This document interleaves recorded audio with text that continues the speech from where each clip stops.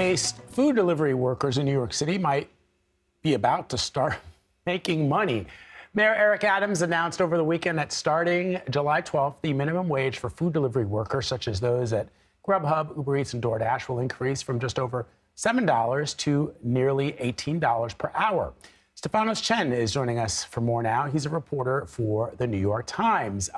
So, Stefano, explain more about what this law includes. I mean, we say that it's app-based. It's a big jump. Yeah, it's a big jump, but also we say that app-based delivery workers are the ones that are going to be included in this increase in the minimum wage. But there are certain restaurants that my wife and I call that are not on the apps. Yeah. Like I'm thinking of my favorite Vietnamese restaurant down the street from me, Saget. They're not really on the apps. You have to call the restaurant. The delivery workers, are they not covered under this? Well, so this is primarily dealing with about 60,000 app-based delivery workers in New York City, but that's not all of them. There's plenty of delivery workers who are not on these apps, though this is a workforce that's really grown pretty exponentially since the start of the pandemic. And it's the folks that you see who are typically on a bike or an e-bike with their cell phone, and they are connected to one of these apps like DoorDash or Grubhub. But your local Vietnamese place, I think they might have a different setup, and these rules would not necessarily help them. But industry-wide, I think this is going to have a big impact. Just out of curiosity, then, why was this necessary? How much are these delivery guys making? How busy? How much? I guess, what do we know about this kind of gig economy and how much money they do make? Well, we know it's pitifully low in some cases. Yeah. I mean, these men and women really struggle out there. I mean, you think about the really apocalyptic weather we've had in the city in the last couple of weeks, and these folks were out there delivering food in it. And we've seen, and there's research on this showing that in some cases, on average, these delivery workers are making about $4 and change, not including tips, per job. So you read a quote from the city where their average per hour is about $7.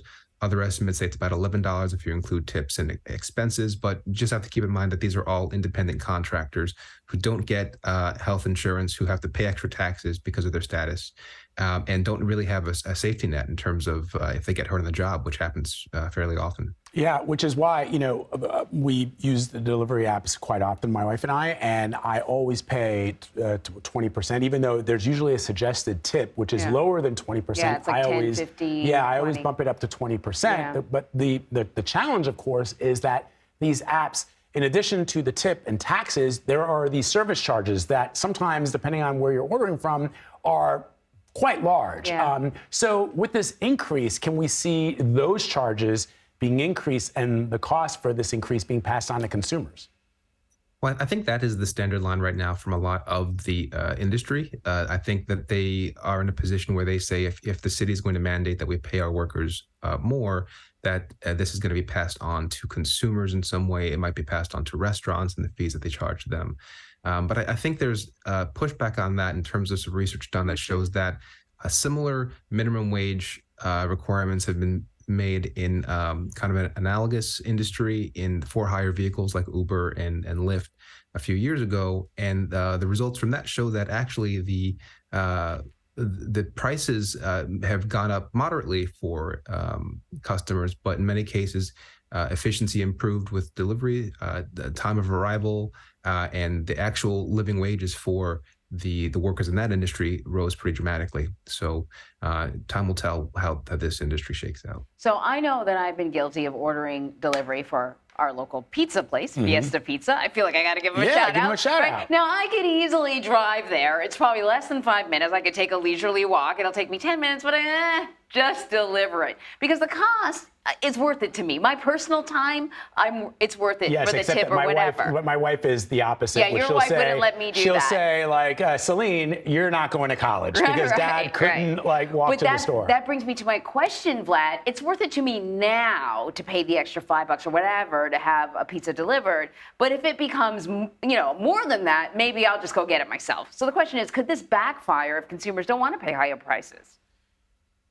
I think we've seen that the industry continues to grow, and that the research shows that there's a projection of this industry growing significantly, still in the double-digit percentages in the next couple of years, and so people are still going to need this service, and I'm definitely guilty of that too. You don't have time, you've got kids at home, delivery is still going to be the way to go, and so I think that they're trying to mitigate that increase in cost with balancing getting a livable wage for these folks and what it means for consumers.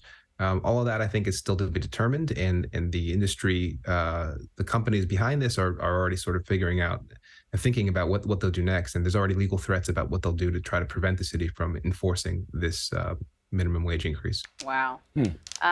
Well, you know, it's a hard job.